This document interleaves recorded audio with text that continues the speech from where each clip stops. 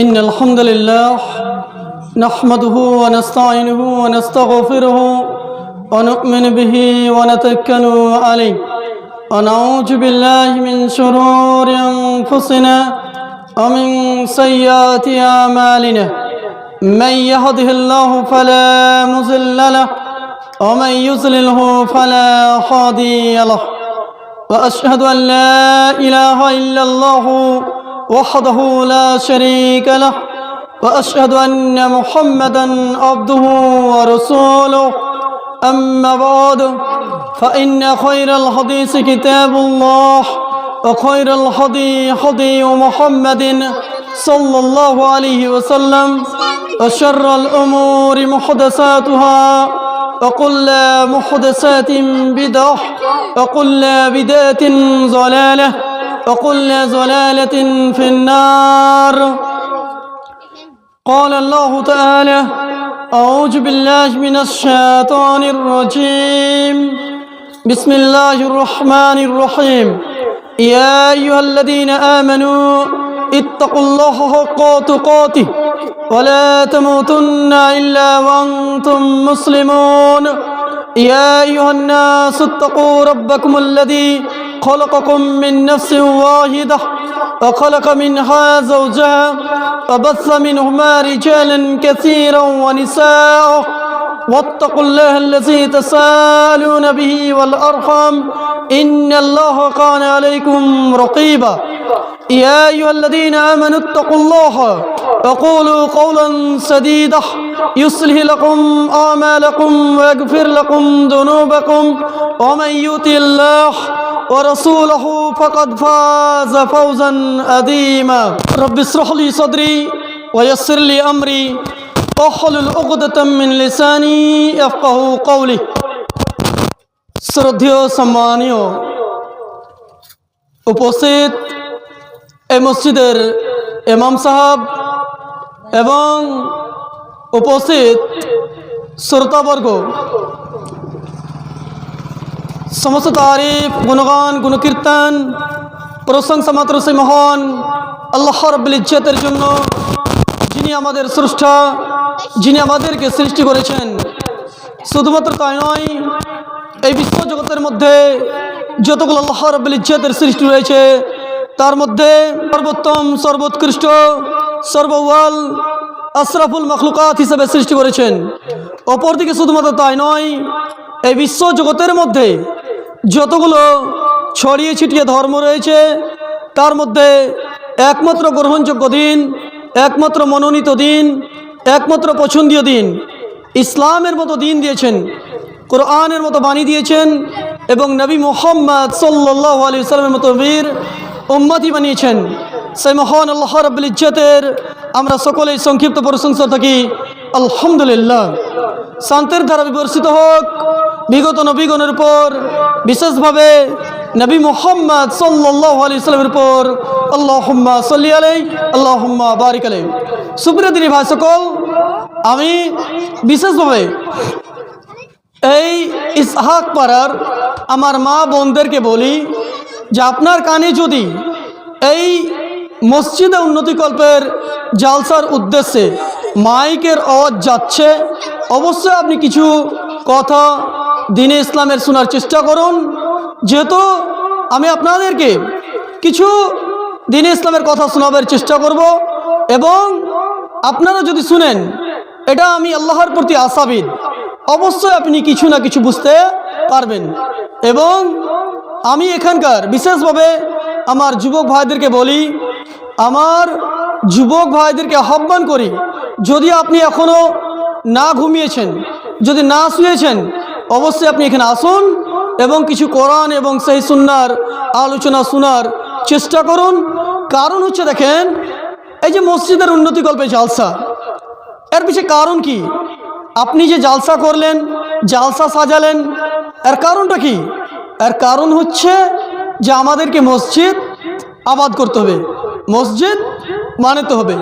মসজিদের কোনো গভর্নমেন্টের আমাদের কাছে কোনো আপনার সহযোগিতা থাকে নাই, কোনো আমাদের কাছে গভর্নমেন্টের কোনো অনুদান থাকে নাই, গভর্নমেন্টের কোনো হেল্প থাকে নাই, সেক্ষেত্রে আমি আপনাদের কাছে আহ্বান করব এই মসজিদকে বানাবার জন্য আপনি যথাসম্ভব যতটা পারবেন সহযোগিতা করবেন। কারণ হচ্ছে মসজিদ একটি আল্লাহর ঘর, এই ঘরকে নির্মাণ, এই ঘরকে আবাদ আমি একজন মুসলিম, আপনি একজন মুসলিম, আপনাকেই করতে হবে, আমাকেই করতে হবে। এখানে কোনো আমার হিন্দু ভাই সহযোগিতা করবে নাই, এখানে হিন্দু ভাইরা আপনার জন্য দাঁড়াবে নাই, বরঞ্চ আপনি একজন মুসলিম, আমি একজন মুসলিম, এই মসজিদকে সাজাতে হবে, মসজিদকে আবাদ করতে হবে আমাকে এবং আপনাকেই। এবং এই মসজিদ বানার যদি আপনার উদ্দেশ্য থাকে যে আমাদের এই ইসহাক পাড়ার মানুষেরাকে বলবে যে আমি তো মসজিদ বানিয়েছি, আমরা তো টাইলস লাগিয়েছি, মার্বেল লাগিয়েছি, যদি আপনার এই উদ্দেশ্য থাকে যে আমার পাড়া পাড়ায় নাম ছুটবে, আমাদের প্রতিবেশীর একটা নাম জাগবে, যদি এই উদ্দেশ্যে মসজিদ বানিয়েছেন তাহলে আপনি ভুলের মধ্যে পতিত রয়েছেন। সুপ্রিয় দিনী ভাই, আমি যে কথাটা আপনাকে বুঝাতে চাইছি যে দ্বীনে ইসলামকে বুঝুন, দ্বীনে ইসলামকে মানুন, শরিয়াকে মানুন, এবং যদি আপনার কানে এই কথা যাচ্ছে আপনি এখানে আসার চেষ্টা করুন। এবং মসজিদ হচ্ছে একটি আল্লাহর ঘর, যেহেতু মসজিদ ব্যতীত আমরা আমাদের উপরে বিশেষভাবে মুহাম্মদ সাল্লাল্লাহু আলাইহি সাল্লামের উম্মতির উপরে যে 5 ওয়াক্ত নামাজ ফরজ করা হয়েছে, নামাজ যে ফরজ রয়েছে, আমরা যদি নামাজ পড়তে চাই তো যাব কোথায়?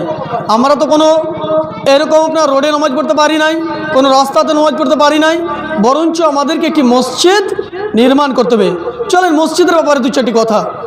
মসজিদ হচ্ছে আল্লাহ রাব্বুল ইজ্জতের ঘর, আর এই ঘরকে নির্মাণ করার জন্য আমাকে এবং আপনাকে এগিয়ে আসতে হবে। কত চমৎকার কথা বলছেন, বোঝার চেষ্টা করুন। আল্লাহ বলছেন, কি বলছেন?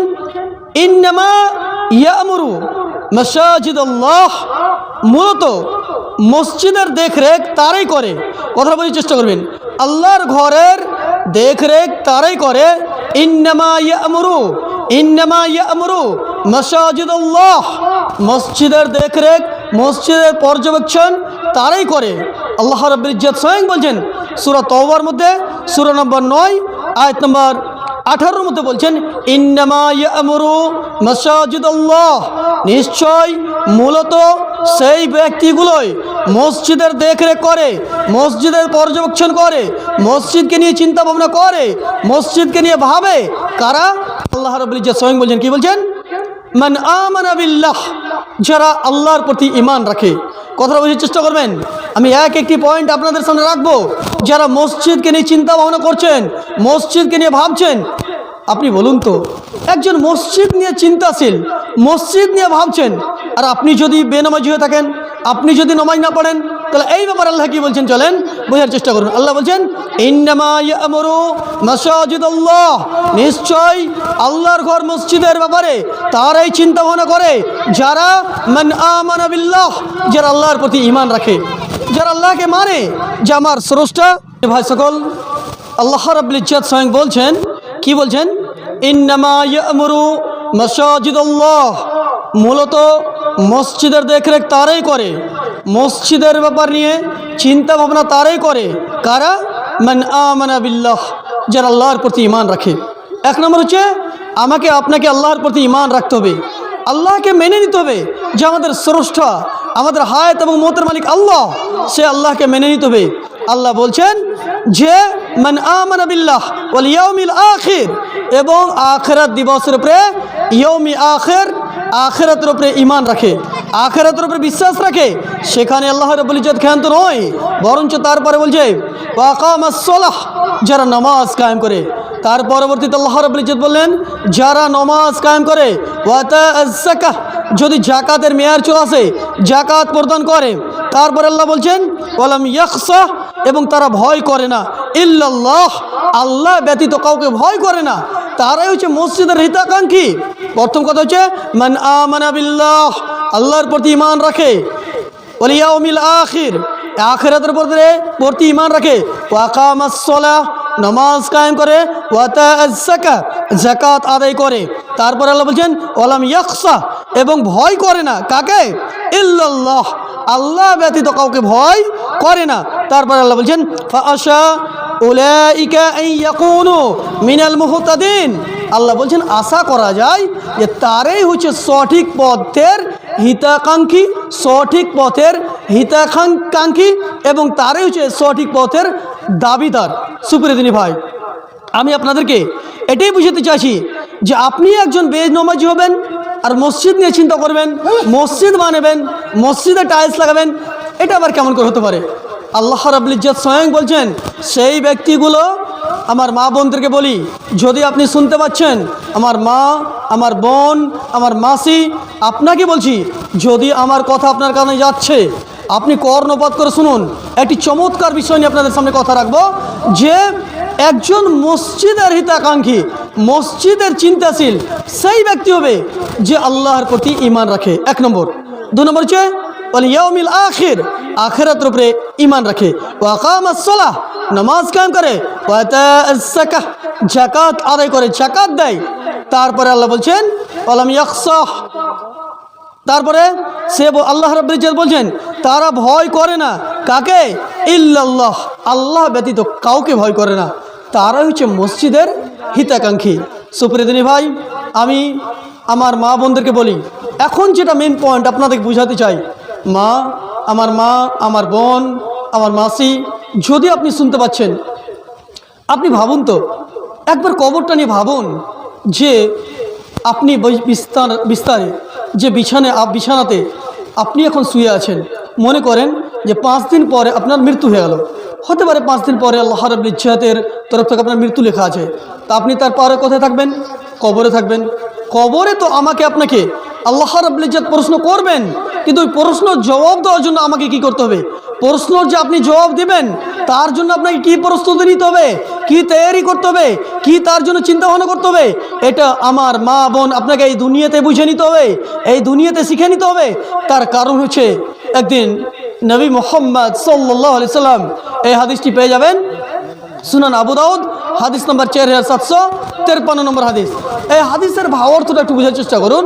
একদিন নবী মুহাম্মদ সাল্লাল্লাহু আলাইহি সাল্লাম, একদিন কোনো একজন আনসার সাহাবীর মৃত্যু ঘটে। যখন মৃত্যু ঘটে সেই মুহূর্তে মুহাম্মদ সাল্লাল্লাহু আলাইহি সাল্লাম মাটি দেওয়ার উদ্দেশ্যে কবরস্থান গেলেন। কবরস্থানে যেয়ে দেখছেন যে আপনার সেখানে কবর খনন করতে যেয়ে দেরি হয়ে যায়, মুহাম্মদ সাল্লাল্লাহু আলাইহি সাল্লাম সেখানে বসে যান।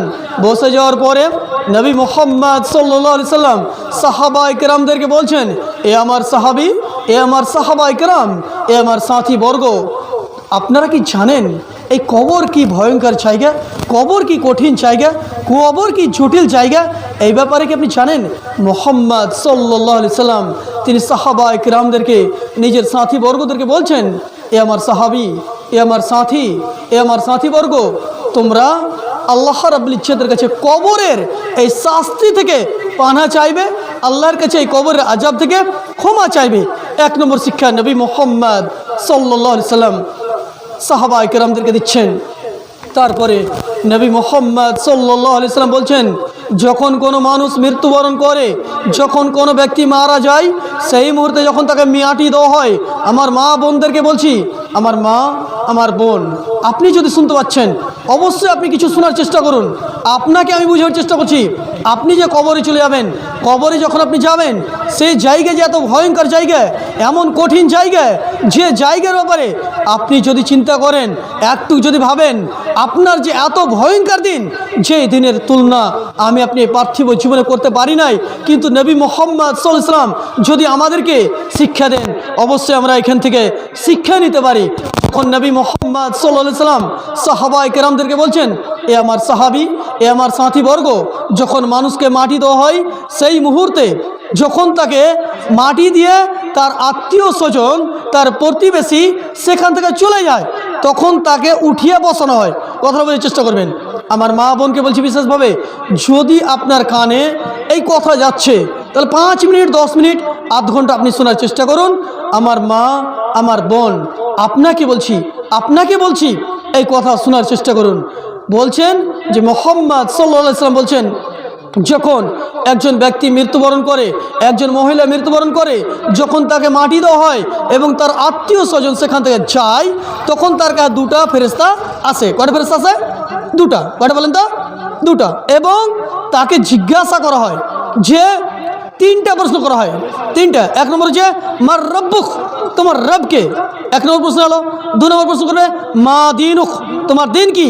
তারপর তিন নম্বর প্রশ্ন হবে মা হাজার রজুলু আল্লাযী বুইসা ফীকুম, তোমাদের কাছে একজন নবী, একজন রসুল এসেছিল, তার ব্যাপারে তোমার ধারণা কি, তুমি কি জানো। একজন যে আল্লাহ রাব্বুল ইজ্জত নবী এবং রসুলকে প্রেরিত করেছিলেন, পাঠিয়েছিলেন, তার তোমার ধারণা কি, তুমি কি জানো, তুমি কি বুঝো। সেই মুহূর্তে যদি সে ব্যক্তি ভালো মানুষ হয়, নমাজি হয়, বোঝার চেষ্টা করুন, বেনমাজিদের জন্য এই অফার নাই। যদি সে ব্যক্তি নমাজি হয় এবং তাকে প্রশ্ন করা হয় এবং সচ্চা মুমিন, আল্লাহকে ভয় করে, দ্বীন ইসলামকে ফলো করে, দ্বীন ইসলামকে মেনেছে, নিজের জীবনটাকে ইসলামের পথে, ইসলামের তরিকাতে, মুহাম্মদুর রাসূলুল্লাহ সাল্লাল্লাহু আলাইহি সাল্লামের তরিকাতে অতিবাহিত করেছেন, সেই ব্যক্তি বলবে রব্বি আল্লাহ। যখন তাকে জিজ্ঞাসা করা হবে মার রব্বুক, তোমার রবকে, তখন সে বলবে রব্বি আল্লাহ। ফায়াকুল রব্বি আল্লাহ, আমার রব হচ্ছে আল্লাহ। কথা বোঝার চেষ্টা করুন। আল্লাহকে সে ফেরেশতাকে বলবে আমার রব হচ্ছে আল্লাহ।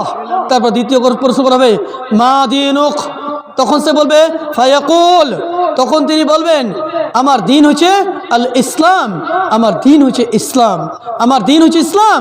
তারপরে যখন ওকে প্রশ্ন করা হবে মা হাজার রজুলু আল্লাযী বুইসা ফীকুম, তোমাদের কাছে একজন নবী, একজন রসুল আল্লাহ রাব্বুল ইজ্জত প্রেরিত করেছিল, তার ব্যাপারে তোমার ধারণা কি। তখন সে ব্যক্তি বলবে হুয়া রাসূলুল্লাহ সাল্লাল্লাহু আলাইহি সাল্লাম, তিনি হচ্ছেন মুহাম্মদ সাল্লাল্লাহু আলাইহি সাল্লাম। এবং তারপরে আরেকটি প্রশ্ন করা হবে যে ওমা ইউদরিক ফায়াকুলানি ওমা ইউদরিক, তখন যে দুটা ফেরেশতা সেখানে রয়েছে তারা জিজ্ঞাসা করবে ওমা ইউদরিক, তুমি কিভাবে জানলে, তুমি কিভাবে এগুলো শিখলে, তুমি কিভাবে জানতে পারলে যে তোমার রব হচ্ছে আল্লাহ, তোমার দিন হচ্ছে ইসলাম, তোমার নবী হচ্ছে মুহাম্মদ সাল্লাল্লাহু আলাইহি সাল্লাম, এই জ্ঞান তুমি কোথায় অর্জন করলে, তুমি কিভাবে জানতে পারলে।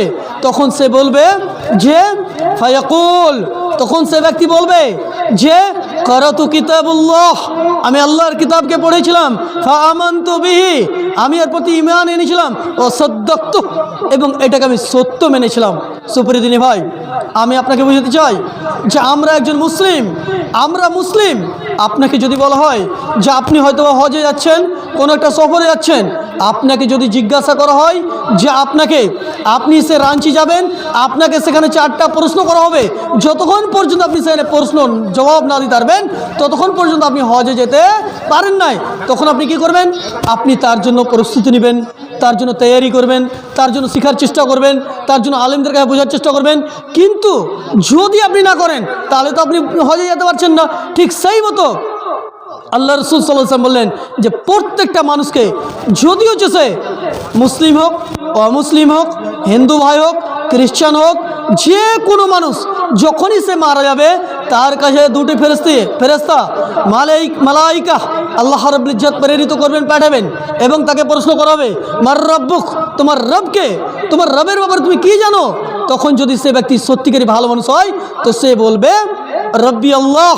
যখন 3টি প্রশ্নর সঠিক জবাব দিয়ে দেবে যে মা দিনুক, তোমার দিন কি, তখন বলবে আমার দিন হচ্ছে আল ইসলাম, আমার দিন হচ্ছে ইসলাম। যখন তাকে জিজ্ঞাসা করবে মা হাজার রাজুলু আল্লাযী বুইসা ফীকুম, তোমাদের কাছে একজন রসুল এসেছিল, একজন নবী এসেছিল, তার ব্যাপারে তোমার ধারণা কি। ওই ব্যক্তি যদি সত্যিকারী মুমিন হয়ে থাকে তো সে বলবে হুয়া রাসূলুল্লাহ সাল্লাল্লাহু আলাইহি সাল্লাম, তিনি হচ্ছেন মুহাম্মদ সাল্লাল্লাহু আলাইহি সাল্লাম। সেই মুহূর্তে আল্লাহ রাব্বুল ইজ্জত আসমান থেকে একটা আওয়াজ দেবে এবং বলবে ফাআফরিসুহু মিনাল জান্নাহ, তার জন্য জান্নাতের বিছানা বিছিয়ে দাও। কথা বলার চেষ্টা করুন। আমার মা বোন, আপনি যদি এখনও নামাজ থেকে দূরে আছেন, আপনি যদি এখনও আল্লাহর কাছ থেকে দূরে আছেন, আল্লাহকে কবে ভুলে আছেন, তাহলে আপনি অনেক বড় ক্ষতিতে আছেন, যেটা হয়তো আপনি অনুভব করতে পারেন না। যে আল্লাহর কাছে আমাকে আপনাকে যেতেই হবে, যে মৃত্যুর মুখে আমাকে পতিত হতে হবে, যে মৃত্যুর কাছ থেকে আমার ছাড় নাই, আপনার ছাড় নাই, আপনার আব্বার ছাড় নাই, মায়ের ছাড় নাই। আর আপনি কিভাবে নামাজকে ছেড়ে আছেন? আপনি কিভাবে নামাজকে ছেড়ে আছেন? আপনি কিভাবে এই মসজিদ থেকে দূরে আছেন? মসজিদ বানিয়েছেন আর মসজিদে মুসাল্লি নেই। এর চেয়ে আর দুঃখের বিষয় হতে পারে না। আমাদের জুমা মসজিদ, আমরা জুমা মসজিদকে আবাদ করব শুধুমাত্র টাইলস দিয়ে নয়, মার্বেল দিয়ে নয়, বরঞ্চ মুসাল্লি দিয়ে আমাদের ছোট ছোট ছেলেদেরকে নমাজি বানিয়ে, এটা আমি প্রত্যেকটা গার্জেনকে বলবো, প্রত্যেকটা অভিভাবককে বলবো, প্রত্যেকটা আমার মাকে বলবো যে আপনি যদি আপনার ছেলেকে নমাজি বানাতে পারেন, তার মানে আপনি সত্যিকারই এই মসজিদকে আবাদ করলেন, মসজিদকে সাজালেন। মসজিদ সাজা মানে টাইলস, মার্বেল, রং, পেন্ট এটা নয়, বরঞ্চ আপনাকে মুসাল্লি হতে হবে, আপনার ছেলেকে নমাজি বানাতে হবে, এর জন্য দোয়া করতে হবে। চলেন বোঝার চেষ্টা করুন। একজন বিশিষ্ট নবী ইব্রাহিম আলাইহিস সালাম, তিনি একজন আল্লাহর নবী, আল্লাহর রসুল, এবং তিনি আকসারিয়াত নবীর আব্বা, আকসারিয়াত অধিকাংশ নবীর আব্বা। উনাকে বলা হয় আবুল আম্বিয়া, নবীদের আব্বা। কাকে? ইব্রাহিম আলাইহিস সালামকে। তিনি বলছেন, আল্লাহর কাছে দোয়া করছেন, আল্লাহর কাছে দোয়া করছেন, রব্বি জাআলনি মুকিমাস সলাতি ওয়া মিন যুররিয়াতি রব্বানা ওয়া তাকাব্বাল দুআ। তিনি দোয়া করছেন, এ আমার রব, এ আমার প্রতিপালক, এ আমার খালেক, আপনি আমাকে নমাজি বানান, আপনি আমাকে নমাজি বানান। শুধু আমাকে নয়, বরঞ্চ আমার আত্মীয় স্বজন, আমার ছেলে মেয়েকে নমাজি বানান। একজন নবী শিখিয়ে চলে গেলেন, একজন নবী আমাদেরকে ইলম দিলেন, একজন নবী এবং আকসারিয়ত নবীর আব্বা, বেশিরভাগই নবীর আব্বা সেই ইব্রাহিম আলাইহিস সালাম নিজের জন্য দোয়া করছেন, আল্লাহকে বলছেন। আপনি ভেবে দেখুন, নবীরা হচ্ছেন মাসুম, তাদের কোনো আগে পিছে গুনাহ নাই, তা সত্ত্বেও আমাদেরকে শিক্ষা দিলেন, এ মুমিন বান্দারা, এ মুসলিমেরা, তোমরা আল্লাহর কাছে দোয়া করো, আল্লাহর কাছে দোয়া করো।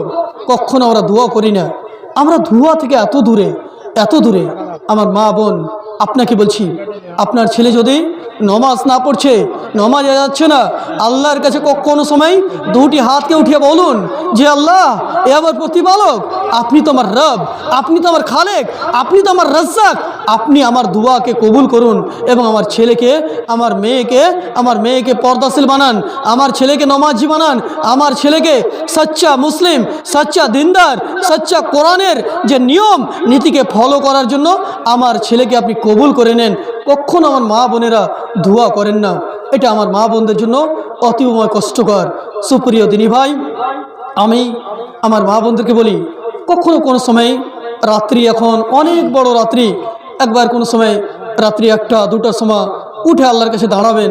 দেখেন, রাত্রির তৃতীয় মানে আপনার দ্বিতীয় ভাগের পরে পরে যখন লাস্ট ভাগ, ফজরের জাস্ট আগেখানে যদি আপনি উঠে আল্লাহর কাছে কন্দন করতে পারেন, আল্লাহ রাব্বুল ইজ্জত স্বয়ং আপনার 7 আসমান থেকে প্রথম আসমানে আসেন, আসার পরে বলেন যে আমার কোন বান্দা রয়েছে, কোন আমার বান্দি রয়েছে যে আমার কাছে দোয়া করবে, যে আমি তার সহযোগিতা করব, কে আমার কাছে ক্ষমা চাইবে যে তাকে আমি ক্ষমা করব।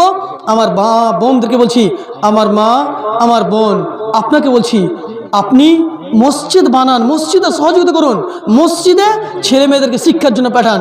এবং যখন আপনি মসজিদে ছেলে মেয়েকে পাঠাবেন, তারা দিন শিখবে, তারা কোরআন শিখবে, তারা শিক্ষা অর্জন করবে, কবর কি, সে আখরাত কি, ঈমান কি, মসজিদ কি জায়গা, সাজদা কি, রুকু কি, এগুলো জানতে পারবে। যদি আপনি আল্লাহর কাছে দোয়া করেন, অবশ্যই আল্লাহ রাব্বুল ইজ্জত মায়ের দোয়া কবুল করবেই, এটাই নিশ্চিত। তার কারণ হচ্ছে, চলেন একটি ঘটনার দিকে যাই। সহিহ বুখারীর হাদিস, আপনার বনি ইসরায়েলের যুগে একজন ব্যক্তি ছিলেন ইবনে জুরাইজ। কথাটা বোঝার চেষ্টা করুন।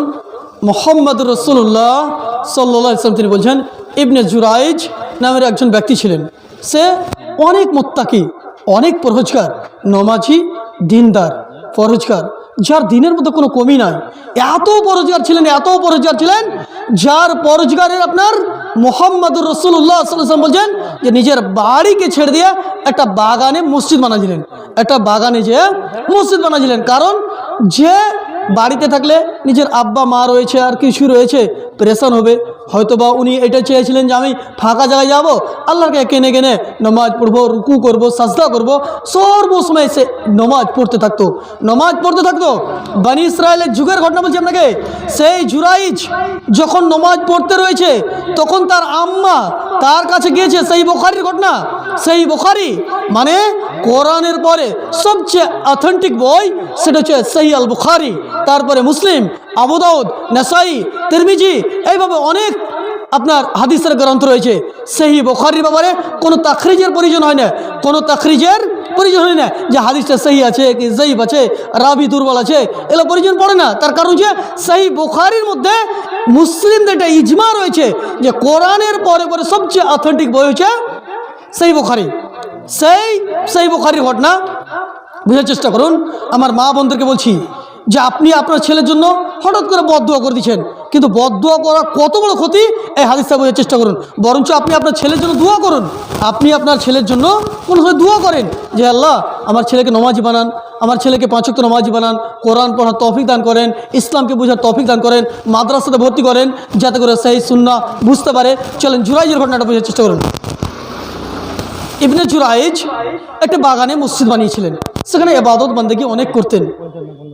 একদিন হঠাৎ করে তার আম্মা, যেমন আমার মায়েরা আছে, আমার মা বোনদেরকে নিসবত করে বলছি যেহেতু আপনি শুনছেন, একদিন তার আম্মা বাগানে গেল, যাওয়ার পরে বলছে এ আমার ছেলে জুরাইজ, কিন্তু সে সময় জুরাইজ নমাজ পড়ছে, সে সময়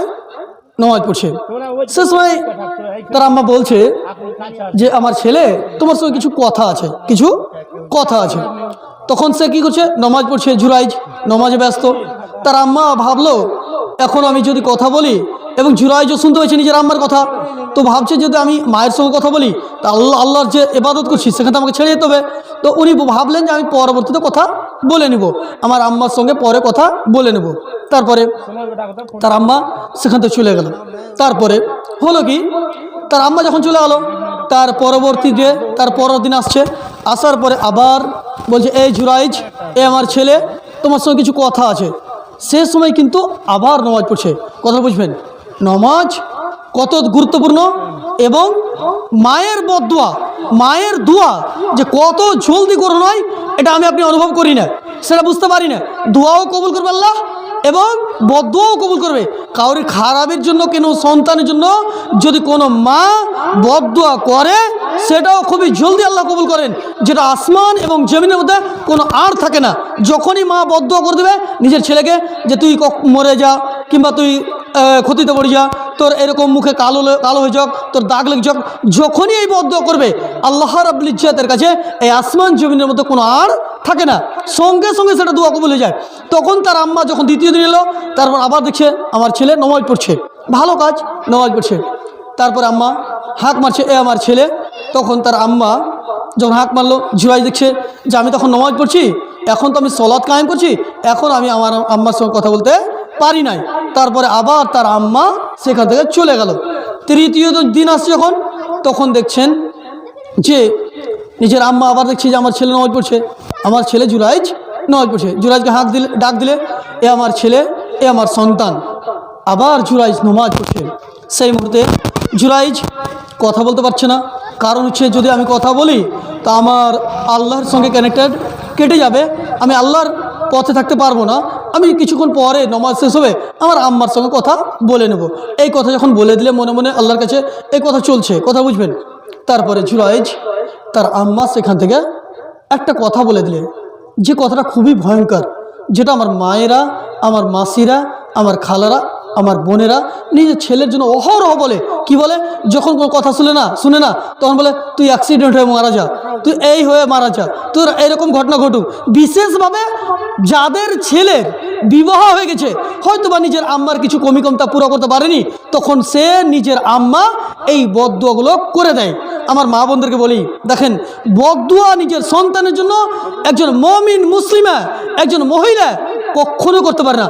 যখন ওর আম্মা বলল যে এই জুরাইজ তুমি আমার সঙ্গে কথা বলছো না, তোমাকে আল্লাহ রাব্বুল ইজ্জত ততক্ষণ পর্যন্ত মৃত্যু না দেন যতক্ষণ পর্যন্ত তোমার মুখ কালো না হয়ে যায়, তোমার যতক্ষণ পর্যন্ত তুমি একটা অশ্লীল, একটা মন্দ, একটা খারাপ মহিলার সঙ্গে তোমার সম্পর্ক না হয়ে যায়, ততক্ষণ পর্যন্ত তোমার মৃত্যু যেন আল্লাহ রাব্বুল ইজ্জত না দেন। এই বদদুয়া কিন্তু মা করে দিলেন। কথাটা বুঝবেন। যখন বদদুয়া হয়ে গেল, বনী ইসরায়েলের যে ঘটনা, একটা মহিলা, সুন্দরী মহিলা আসছে বাগানের দিকে। আসার পরে জুরাইজকে বলছে, জুরাইজ দেখেন মায়ের বদদুয়া কত জলদি কানেক্ট, মানে কত জলদি আল্লাহ গ্রহণ করছেন, কত জলদি গ্রহণ করছেন। দেখেন তার কিছুদিন পরে পরে তার আম্মা যে বদদুয়া দিয়েছে, একটা মহিলা সুন্দরী রমণী অবিবাহিতা আসছে। আসার পরে বলছে, এই জুরাইজ তুমি আমার সঙ্গে কুকর্ম করো, খারাপ কর্ম করো, আমার সঙ্গে জিনা করো, আমার সঙ্গে জিনা করো, এই কথা কিন্তু বলে দিলে। জুরাইজ বলছে, না আমি আল্লাহকে ভয় করি, আমি আল্লাহকে ভয় করি, আমি আল্লাহকে মানি, আমার রব আল্লাহ, আমি তোমার সঙ্গে খারাপ কর্ম করতে পারি না, আমি তোমার সঙ্গে খারাপ কর্ম করতে পারি না। আমি তো আমার রবকে মানবার জন্য নিজের বাড়ি ছেড়ে আমি বাগানে মসজিদ বানিয়েছি, আমি বাগানে বসবাস করছি, আমি কিভাবে তোমার সঙ্গে মুখ কালো করতে পারি, কিভাবে তোমার সঙ্গে আমি কুকর্ম করতে পারি, কিভাবে তোমাকে আমি ঘৃণা করতে পারি। যখন এটা অস্বীকার করলো, সে মহিলা সেখান থেকে চলে এলো মাঠের দিক। কথা বুঝবেন। যখন মাঠের দিকে যাচ্ছে, একটা রাখালকে দেখছে গরু চড়াচ্ছে। যখন গরু চড়াচ্ছে, তখন ওই রাখালকে বলছে যে, এ রাখাল তুমি আমার সঙ্গে খারাপ কর্ম করো, আমার সঙ্গে ঘৃণা করো, আমার শরীরের যে তুমি আনন্দ উঠাও, আমি তোমার সঙ্গে রাজি আছি।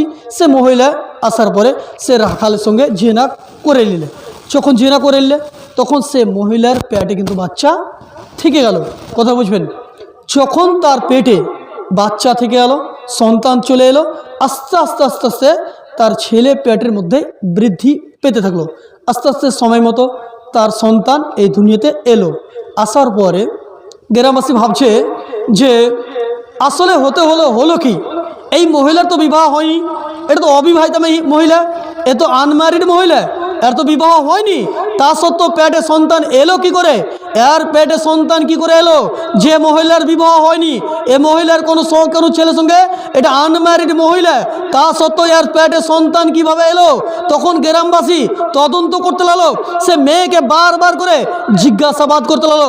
হাদিসের ভাব অর্থ থেকে যেটা বোঝা যায়, সে মেয়েকে যখন জিজ্ঞাসা করছে, তখন সে মহিলা, সে আনম্যারিড মহিলা বলছে যে ওই যে বাগানে জুরাইজ নমাজি, ওই যে মোত্তাকি মানুষ তোমরা ভাবো, দিনদার ভাবো, সেই ছেলে আমার সঙ্গে আমার চেহারাকে, আমার শরীরকে কালো করেছে, আমার সঙ্গে জেনা করেছে।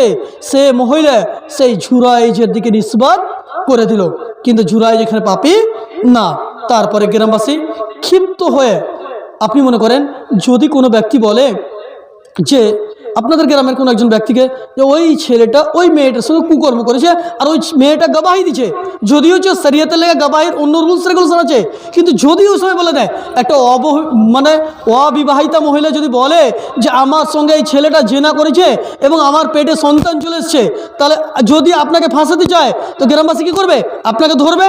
ঠিক সেই মতো সেই জুরাইজকে এত মার দিল গ্রামবাসী, তার ইবাদত গাহকে ভেঙে চার চুর করে দিল। সেই সময় জুরাইজ বলেছিল যে আমার সঙ্গে এই গ্রামবাসী, তো আপনারা কি করতে চাইছেন বলেন? আমি তো আল্লাহকে ভয় করি, আমি তো আমার রবকে মানি, আমাকে আপনারা কেন মারছেন? কেন আমার উপরে আমার ইজ্জতের আপনারা খনন করতে চাইছেন? আমি তো সর্বসময় আল্লাহর ইবাদত করি, আল্লাহর বান্দেগি করি, কিন্তু আপনারা কেন মারছেন বলুন? তখন গ্রামবাসী বলছে, জুরাইজ তুমি নাটক করছো, তুমি নাটক বানাচ্ছ, তুমি একটা মহিলার সঙ্গে খারাপ কর্ম করে তুমি নিজের মোত্তাকি সাজার চেষ্টা করছো, নিজেকে সাধু ভাবছো, নিজেকে দিনদার ভাবছো, তুমি কেন এভাবে এই কাজ করলে? সেই সময় জুরাইজ আল্লাহকে স্মরণ করে সে আবার মসজিদের কাছে চলে গেল, একটা জায়গায় চলে গেলো, আগে উজু বানালেন, উজু বানার পরে আল্লাহর কাছে দোয়া করছে, এ আমার রব, এ আমার প্রতিপালক, আজকে তো আমার ইজ্জতের একটা বিশাল বড় খনন হয়ে গেল, এখন ইজ্জতের মালিক তো আপনি, ইজ্জতের মালিক আপনি। সেই সময় আল্লাহ রাব্বুল ইজ্জত সেই জুরাইজকে বলেছিল যে তুমি ওই 3 দিনকার ছেলেকে, 4 দিনকার ছেলেকে, ওই যে বাচ্চা হয়েছে শিশু সন্তান, ওই ছেলেকে তুমি জিজ্ঞাসা করো যে তোমার বাবাকে। কথা বোঝার চেষ্টা করবেন, হাদিসে 3টা কিংবা 4টা শিশু বাচ্চা যেটা মায়ের পেট থেকে আসার পরেই কথা বলেছিল, তার মধ্যে ওই জুরাইজের ওই ঘটনার সাথে সম্পর্কিত ওই ছোট্ট বাচ্চা, দুধ খাওয়া বাচ্চা, 2-3 দিনকার বাচ্চা, আগে জুরাইজ হাতে লওয়ার পরে বলছে, এই বাচ্চা এ বাচ্চা এভাবে জিজ্ঞাসা করছে, এই সন্তান তুমি বলো তোমার আব্বাকে? তখন সে বাচ্চা বলছে, আপনি আমার আব্বা নন, আপনি আমার আব্বা নন, আপনি আমার আম্মার সঙ্গে খারাপ কর্ম করেননি। আমার আব্বা হচ্ছে হাকিকাতে সেই পাড়ার সেই রাখাল। আপনি বলুন তো, নমাজ সলাত কত গুরুত্বপূর্ণ জিনিস, যে সলাতের যদি আপনার কমি থেকে যায়, নমাজের মধ্যে দুর্বলতা, নমাজের মধ্যে কমি, তার মানে আপনি আল্লাহর একটা বিশাল বড় নিয়ামত থেকে দূরে আছেন। বিশাল বড় নিয়ামত, যে নমাজে আপনি আল্লাহর সঙ্গে কানেক্টেড হতে চাইছেন, যিনি আসমান জমিনের মালিক। তখন সেই জুরাইজকে সেই ছোট্ট বাচ্চা বলে দিল, তখন গ্রামবাসী বলেছিল, জুরাইজ তুমি কি সোনার কি মসজিদ বানিয়ে চাও? আমরা গ্রামবাসী তোমার জন্য তৈয়ার আছি, রেডি আছি। জুরাইজ বলেছিল, না, আমার জন্য ওই ধরনের টাটির একটা মসজিদ কায়েম করে দেন, আমি ওখানেই নামাজ পড়বো যেমন ছিল সেই মতো। এখান থেকে কী বুঝতে পারলেন? এখান থেকে একটা শিক্ষা হলো, একজন মা যখন নিজের ছেলের জন্য দোয়া করে যে আল্লাহ আমার ছেলেকে আপনি নমাজি বানান, এ আল্লাহ আমার ছেলেকে আমার জন্য সাদকায়ে জারি হিসেবে কবুল করে নেন, যখন আপনি মারা যাবেন আপনার ছেলে যদি দোয়া করে আপনার জন্য, আপনার কবরে সে নেকি যেতে থাকবে। কেন? মুহাম্মাদুর রাসূলুল্লাহ সাল্লাল্লাহু আলাইহি সাল্লাম বলেছেন যে মানুষ যখন মারা যায় তখন তার প্রত্যেকটা আমল, প্রত্যেকটা কর্ম বন্ধ হয়ে যায়, শুধুমাত্র তিনটা ব্যতীত। এক নম্বর হচ্ছে সাদকায়ে জারিয়া। সাদকায়ে জারিয়া, আপনি মসজিদ বানিয়েছেন, পাংখা লাগিয়েছেন, যত মানুষ নামাজ পড়বে আপনি তার নেকি পেতে থাকবেন, তার নেকি আপনার খাতাতে যেতে থাকবে। তার যে সওয়াব, তার যে নেকি, তার যে কর্ম যতদিন করবে আপনি তার নেকি পেতে থাকবেন, সাদকায়ে জারিয়া।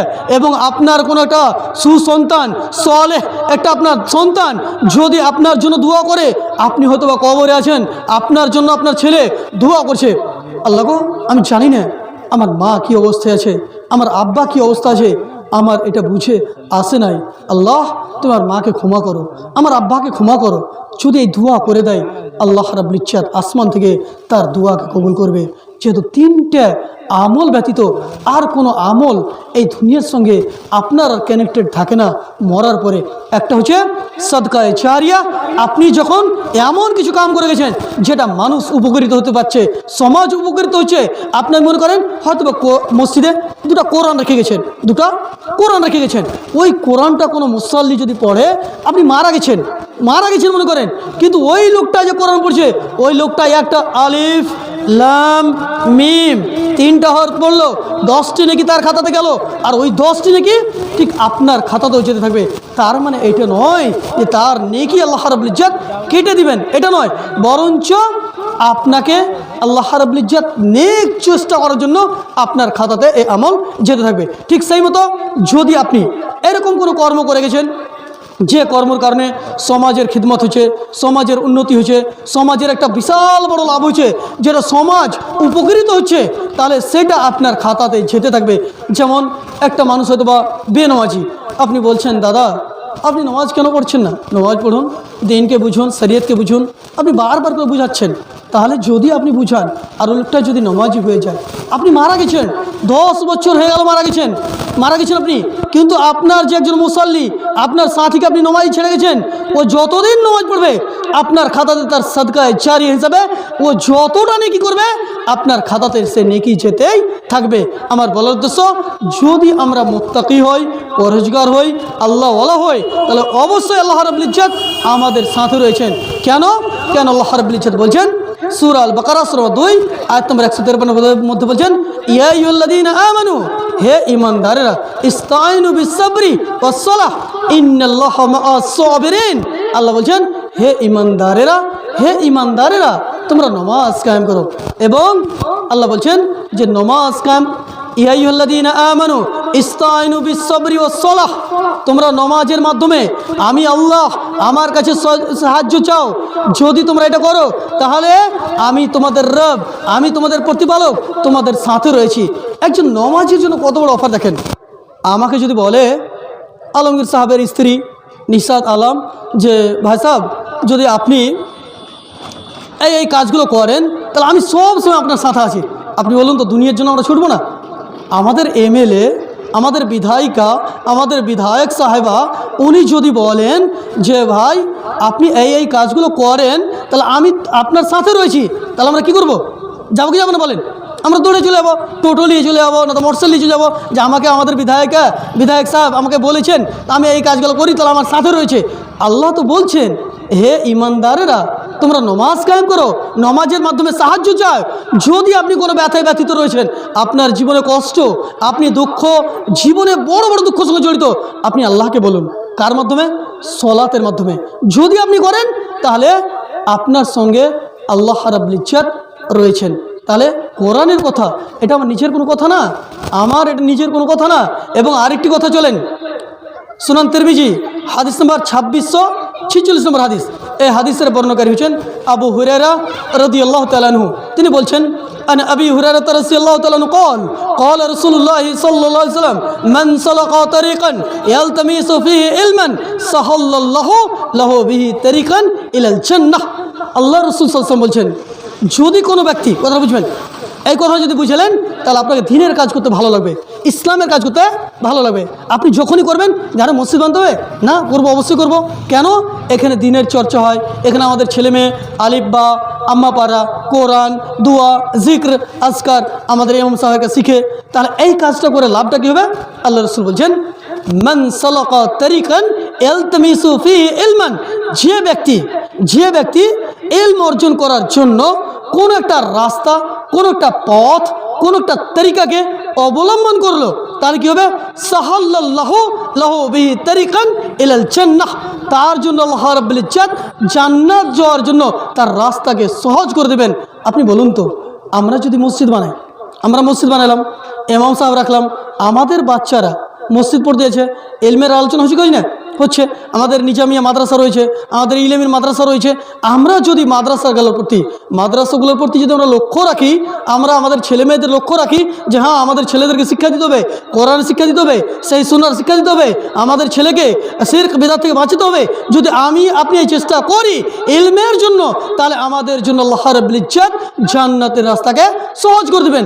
আপনি বলুন তো, ইলম ব্যতীত, চলেন আরেকটি কোরআন আয়াত নিলেন, সূরা মুহাম্মদ সূরা 47 আয়াত নম্বর 19 মতো বলছেন, কি বলছেন? আল্লাহ রাব্বুল ইজ্জত বলছেন, ফাআলাম আন্নাহু লা ইলাহা ইল্লাল্লাহ ওয়াস্তাগফির লিযামবিক ওয়া লিল মুমিনিনা ওয়াল মুমিনাত। আল্লাহ বলছেন মুহাম্মদ সাল্লাল্লাহু আলাইহি ওয়াসাল্লাম বলছেন, এ মুহাম্মদ, আপনি আপনার রবের ব্যাপারে মুহাম্মদ সাল্লাল্লাহু আলাইহি ওয়াসাল্লাম বলছেন, তাহলে এখান থেকে আমাদের শিক্ষা, এখান থেকে আপনাকে শিক্ষা নিতে হবে। আল্লাহ বলছেন ফাআলাম, ইলম অর্জন করুন, আন্নাহু লা ইলাহা ইল্লাল্লাহ, যে আল্লাহ ব্যতীত কোনো সত্য মাবুদ নেই। এটা কে বলছে? আল্লাহ রাব্বুল ইজ্জত স্বয়ং বলছেন। তার মানে আমি আল্লাহকে মেনে নিয়েছি, আপনি মেনে নিয়েছেন। কেমন করে মানলেন?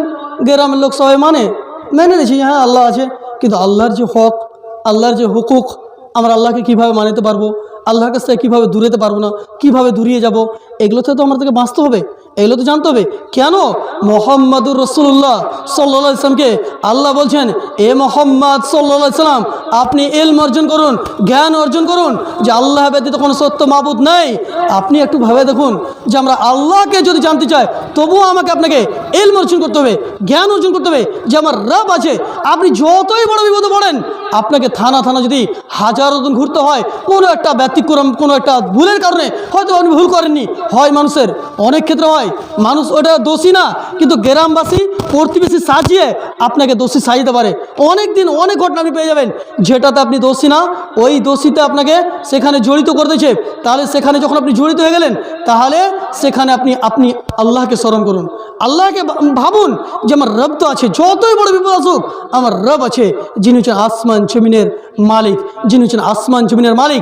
আমার বলার উদ্দেশ্য, যখন একজন অমুসলিম মারা যাবে একদিন, যখন কোনো একটা গैर মুসলিম বেদিন, যখন দিন বুঝে না, ধর্ম বুঝে না, সে যদি মারা যায়, তার কাছেও ফেরেশতা আসবে, এবং যে লোকটা মুত্তাকি হবে সে তো নিজের জবাব দিয়ে দেবে। তারপরে 1 নম্বর, যখন বলা হবে ওমা ইউদরিক, তুমি এগুলো কীভাবে জানলে, তখন সে বলবে, কি বলবে? ফা আমানতু বিহি, তাহলে প্রথম বলবে ফায়াকুল কারাতু কিতাবুল্লাহ ফাআমানতু বিহি ওয়া সাদ্দাকতু, আমি কোরআন পড়েছিলাম, 1 নম্বর জবাব দিবে। 2 নম্বর আমি এর প্রতি ঈমান এনেছিলাম, এটাকে সত্য মেনেছিলাম। তিনটা জবাব দিয়ে দেবে। যখন এই জবাব হয়ে গেল, যখন জবাব মোকাম্মল হয়ে গেল, তখন আল্লাহ রাব্বুল ইজ্জত একটা আসমান থেকে একটা আওয়াজ দেবে, তার জন্য জান্নাতের বিছানা বিছিয়ে দাও, তাকে জান্নাতের পোশাক পরিয়ে দাও। শুধু সেখানে ক্ষান্ত নয়, বরঞ্চ জান্নাতের একটা গেট খুলে দেওয়া হবে। তার মানে কি বোঝা গেল? যে জান্নাত এবং জাহান্নাম খুবই নিকটে। যতদিন আপনি মৃত্যুবরণ করেননি, ততদিন জান্নাত এবং জাহান্নামের সেই স্বাদ আপনি পাননি। যদি আপনি দিনদার না হন, তাহলে হবে কি?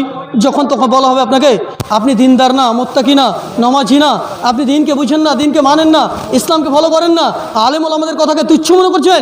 যখন তাকে জিজ্ঞেস করবে, বলা হবে মার রব্বুক, তখন সে বলবে ফায়াকুল হা হা লা আদরি, তখন সে বলবে হা হা লা আদরি, হায় আফসোস, হায় আফসোস, আমি জানি না। এক নম্বর জবাবে না হয়ে গেল, ও জানে না। 2 নম্বর প্রশ্ন, মা দিনুক, তোমার দিন কি? তার জবাব এটাই হবে, কি বলবে? হা হা লা আদরি, হায় হায় আমি জানি না। 2 নম্বর জবাব হয়ে গেল। 3 নম্বর ফের পৌঁছে হবে মা হাজার রজুলু আল্লাযী বুইসা ফীকুম, তোমাদের কাছে একজন রসুল, একজন নবী এসেছিলেন, তার ব্যাপারে তোমার ধারণা কি, তুমি কি জানো? তখন সে ব্যক্তি বলবে, এই জবাবই দিবে, হা হা লা আদরি, হায় হায় আমি জানি না।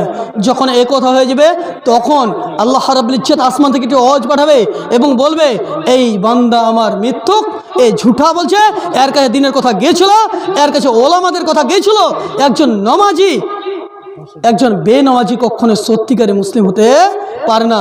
ওলামারা বলেছিলেন, খুতবাতে বলেছিলেন, জালসাতে বলেছিলেন, ইউটিউবের মাধ্যমে জেনেছিল, কিন্তু তারা মানেনি। তখন তাকে বলা হবে যে ফাফরিসুহু মিনান নার, তার জন্য জাহান্নামের বিছানা বিছিয়ে দাও। ফাফরিসুহু, তখন বলা হবে ফাআলবিসুহু মিনান নার, তাকে জাহান্নামের আপনার পোশাক পরিধান করিয়ে দেওয়া হোক। জাহান্নামের পোশাক মানে আগুনের কাপড় তাকে পরিয়ে দেওয়া হবে।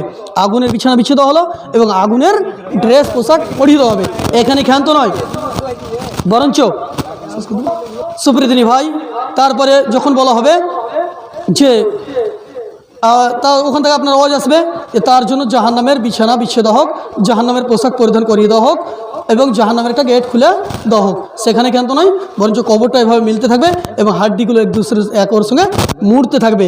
এখানে ক্ষান্ত নয়, বরঞ্চ একটা আল্লাহ রাব্বুল ইজ্জত ফেরেশতা পাঠাবেন, সেখানে হাতুড়ি দিয়ে তাকে পিটতে থাকবে এবং ফেরেশতা থাকবে আপনার অন্ধ এবং শ্রবণহীন, মানে আপনার বহিরা, সে শুনতেও পাবে না।